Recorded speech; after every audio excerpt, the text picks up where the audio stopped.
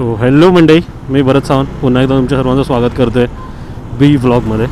आणि टायटल थंबनेलवरून तुमच्या लक्षात आलंच असेल, आपण चाललो आहे आपल्या दामोदरचे टायर चेंज करायला. आणि जो प्लॅन आहे माझा यावेळेला तो सेम तेच टायर मी रिपीट करणार आहे जे लास्ट टाईम मी यूज केले, कारण की त्याचा एक्सपिरियन्स खूप तगडा होता. पूर्ण स्पिटी राईड मी त्यावर केली.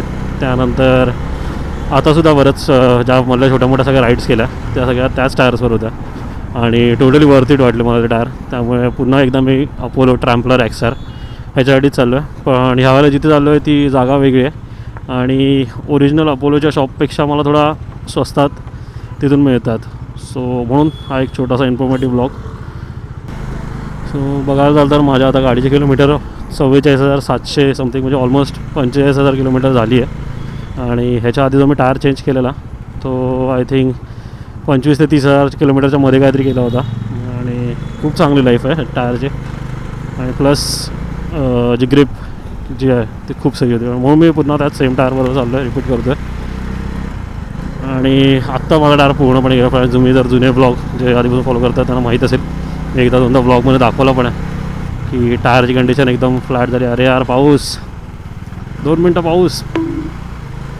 हां सोळा काय बोलत होतं. हां, तर म्हणजे जुने ब्लॉग बघितले असेल त्यांना माहिती आहे की टायरची कंडिशन पूर्ण फ्लॅट झाली आहे. आणि आत्ता त्यांना म्हणजे अगदी शेवटची वेळ आली, आता चेंज करावेच लागतील. लगेच हँडल एका साईडला झालं मूव होतं, त्यामुळे आता जरी मी हँडल सोडलं तर बाईक स्वतःहून लेफ्ट साईडला टर्न होते. एवढं त्या साईडला वेट पडतं आहे, मग त्या साईडला गुळगुळीत झाला आहे टायर. सो एकदा मी थांबल्यानंतर पुन्हा एकदा दाखवेनच तुम्हाला टायरची कंडिशन काय होती. आणि लास्ट टाईम मी इथेच अपोलोमधनं केलेलं. अपोलो तर सध्या बंद आहे, कारण अपोलोपेक्षा मला थोडा कमी दरामध्ये त्याच्याच थोडं पुढे फोनवर बोलणं झालं आहे त्यांच्याशी. आणि आता जायचं आपल्याला तिकडे. सो आपण आलो आहे या समोरच्याच रोडने, राईट साईडने आलो आहे. ब्रिज खालून इथून लेफ्ट घेतला आहे आणि इथे यायचं आहे आपल्याला EK टायर्स. येते आपली बाईक वरती. पावसाचा चांगलाच एक सर येऊन गेली आहे.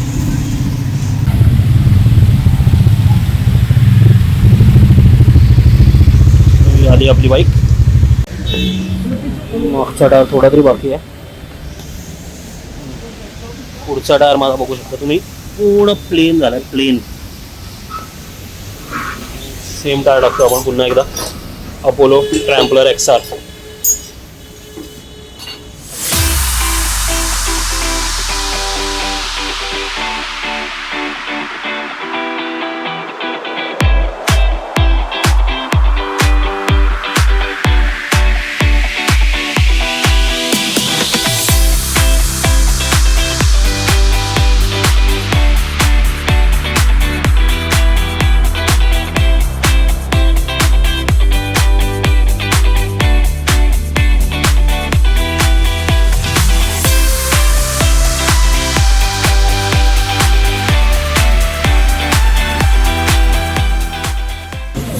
तुम्ही बघू शकता हे नवीन टायर आपले चक्काच्या रेडी झालेत.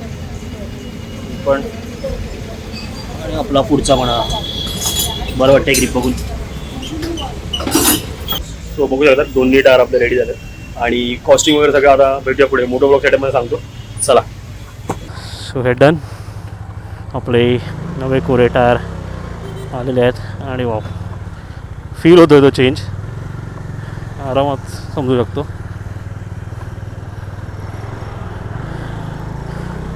आणि हे आहे EK टायर्स.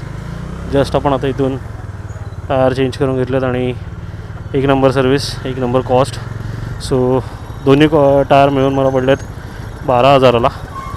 आणि 12,000मध्ये बेस्ट डील होतं. मी अजून जिथे चेक केलं तिथे 12,000हून जास्तच कॉस्ट होती, पण इकडे मला ते 12,000ला मिळाले.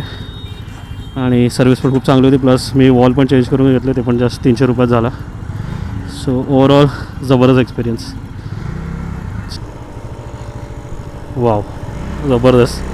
आणि मला तो फील होतं राईड क्वालिटीमध्ये, जो मेजर डिफरन्स मला जाणवतो आहे. आणि ह्याची गरज होती. टायर पूर्णपणे तुम्ही बघितलं सपाट झालेली. सो हा ओव्हरऑल ब्लॉग मी इथेच एंड करतो. मी जास्त आता खेचत नाही, फक्त मेन या टायरच्या अपडेट विषयच होता.